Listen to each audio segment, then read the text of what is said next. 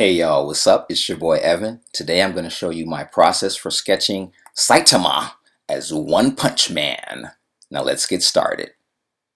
So starting out, I like to always start with the generic egg shape, almost head, construction, because that's the focal point of all of my sketches or any drawing. People want to look at the character's face and that gives them the motion and point of reference. So I like to draw like a circular shape and then put in his centered line going down and then the horizontal line going across for his eye line. It's about midway down the circle. And then just below that is his nose line, and I like to go ahead and put in like the eyebrow area sometimes here, and I'll kind of float around the whole drawing.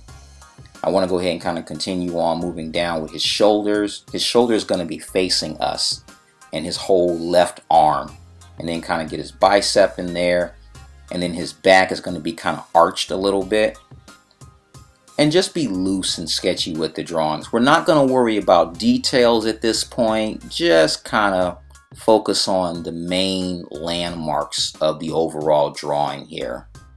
And we're going to use like extreme foreshortening, and his fist is going to be like this big old block that's coming out at us. And just for now, you just draw like a simple block shape. This is why it's very important that you be familiar with your basic shapes and drawing them in all different types of points of angle, because it's super important. And we have the same thing for his right fist over here. It's like a smaller block. Now going back to his face, we can start laying out some details. And I'm going to work on his eyebrows here, which they're very simple, kind of like just a simple check mark. And his eyes around here. And then just below, his nose is his mouth line. But focusing on his nose, kind of get that little simple curve in there and get his eyes. And notice how I have the eyes going along that diagonal eye line that we had, because his face is at an upshot at a slight angle. And sometimes this takes a while to practice, and you want to be sure that you practice this over and over and over again. If you find some images where you could possibly trace, then trace them, just the construction lines, that is. If you trace the construction lines, then you can kind of reverse engineer how the artist drew that drawing, and that will help you draw your own drawings that way. So I highly suggest that don't trace a full drawing, just trace the construction, like trace the eye line of where the artist had the mouth line, the nose line, and you can say, that's how he started it. So reverse engineer whatever drawings that you're trying to copy. And with his mouth, we're going to go ahead and make sure that we have it curved in the upper lip and in the lower lip, and the teeth follow the same curvature line as the lips do. It's almost like you want to draw like a cylinder inside the mouth, and that lets you know the angle that you're seeing it at. And his nose is very simple. It's kind of like just a point out there and then one little dot to represent his nostril. So, and now I'm going to go ahead and kind of like curve around his head a little bit more. And his ears are very simple. Nothing complex about the ears. You can look at your own ear, for reference and whatnot. I love it when the manga artists and the animators in the anime draw his serious expression. It's really funny to see, his serious expression, because we're so accustomed to seeing the character in his goofy, like dumbfounded look. And now going back down to his right fist, now we're going to simply add in the knuckles on the outer portion. And then we draw the fingers down here and go over here and draw his fingers. And you can look at your own fist to see how it's drawn, but you first want to get that basic block shape down. Because that basic block shape and the dimension in which that block is drawn will, weigh heavily on how you, draw the fingers and in what perspective.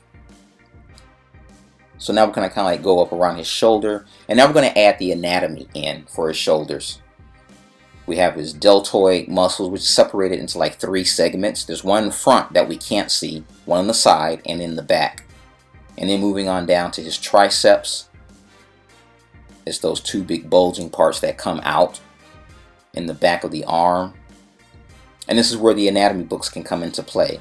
But notice that we first just laid down the basic circles to represent his shoulder, his bicep, middle arm, and then just this big section for his forearm. And we're going to start fleshing out this hand now. And to get this accurate, I like to look at my own hand for reference all the time. I mean, look at your own fist and see how the knuckles come out, which knuckles are, protruding out the most. And keep in mind, you don't have to draw, accurate, real life, line by line. It's okay to exaggerate and go further and, just use real photos and yourself as a model, just as a reference. Base your drawings off of real life. You don't have to draw it exactly line by line. It's art, and art is supposed to be expressive and creative. So you're not supposed to draw everything accurately in any way. Just use real life as a basis to go off of. And so here we're putting in down his the separation between the lines, between the fingers, I'm sorry. And then moving on, kind of putting in his knuckles. Notice how I'm going to have the knuckles, drawing them as diamonds as they all fall along that main construction, that corner of the block that we drew earlier. And now for his cape. We don't see too much of his cape. It's kind of like just big bulges of cloth. So it's not flat. Never draw your capes flat. Always draw them as like, bulges of cloth. And now we're going to start putting in some shadow on his face. I want to have the light source coming from the left side of the page. And we want to go ahead and put the cast shadow under his nose. Just very simple shading. Nothing hard, nothing complex. And then going to add some more like coarse shadows right here where the shadow side meets the light side. Make that darker. Make sure you go along the contours of the side of his face. I'm going to put in his tongue, in his mouth, and I'm going to shade in the inside of his mouth, make that dark, so his tongue and his teeth can be contrasted as light values against that. And just take your time and go slow, no rush. Slight shading on his teeth as they recede back into his mouth. That further shows dimension and makes your drawings that much more believable and pop off the page. And just cleaning up some of my lines as I go around the drawing. I'll draw, erase some construction lines, and drawing is a give and take thing. You're kind of like just molding the drawing as you go along with it. If you don't like it, erase it. And putting in more coarse shadows right here where the shadow meets the light on his arm. And this is just my own personal style. Some artists do it, some artists don't. I just like to exaggerate that portion of it. It's art. And some of his triceps on the side where they kind of pop out and a little bit of light hits them. And you can use your toys as reference to go ahead and like see where light hits your figure and then where the shadow is on the other side of it. And he has gloves on, so we're going to kind of put these wrinkles, zigzag lines around his wrist to represent his gloves where the folds are. And going to add some more shadows on his hand right here. Because if light is coming from the left side, then this part of his hand will be in shadow. And that's just it. If you have light coming on one side, there will be shadow on the other side.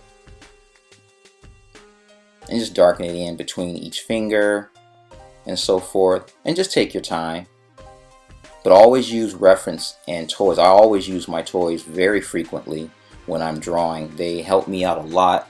I will hold them up to the lamp and see where the light hits it and the shadow falls, and I'll take pictures of the action figure and I'll use those photos as my reference. Sometimes, I might even use my children as reference. They'll be standing and I'll have a lamp and they'll stand a certain way, and wherever the light hits them, I'll use that in my drawings.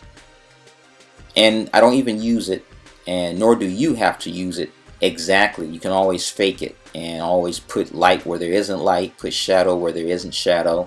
It's your discretion totally up to you. There are no rules that you have to abide by. Now here we have the light. Because it's coming from the left side of the page, we're going to go ahead and put shadow on the bottom lower side of each knuckle. So look at your hand and hold it up to light, and see where the shadow hits it. And the shadows on the hand are very subtle because the hand has a lot of, bumps and curves and ridges on it. So notice how we have the 3 tendons on the back of the hand. You really only see 3. And we have the wrinkles. I'll make some wrinkles darker than others on his glove. And I'll put the shadow on this side while leaving a little rim light on the edge of his forearm. Just a little rim light. And you can always go back and darken in the shadows that you like and the ones that you don't like. Gonna put more, definition in his cape right here, and put in some more shadows on the back. Kind of put more separation and more definition in his shoulder muscles, because light will hit certain parts of it. And it's totally up to you.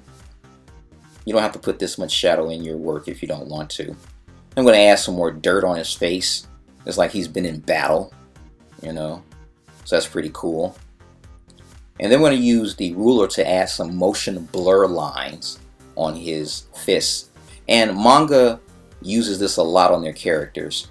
It's one of the things, just one of many things, that separates, manga from American comic books or Western comics, is because they have the motion blur lines to indicate the character's movement during a lot of the action scenes. And you want to use some kind of guideline, so just have a ruler handy and you can add those motion lines, and it just kind of just indicates that his fist is coming up, it's in motion, or it could be coming back. And then add more coarse shadow on his hands up here, and the other side of his cape will be flowing out here. And you just want to just sketch it and have some kind of reference for it as well. You can look up capes of like Superman or anyone online and find how the cape flows and has that kind of motion to it. And just for effect, we're going to add some like spitting as he's yelling, "Ah!" Who knows what he's saying? "Freeze! Stop it!" Or whatever it is. Or "I got you!" Or "You can't beat me!" Whatever corny superhero line he's using. And a little bit more dirt and rendering on his face. Just make it up as you go along, like most comic book artists. And there you have it. That's Saitama from One Punch Man. Hope you enjoyed it. Thanks for watching.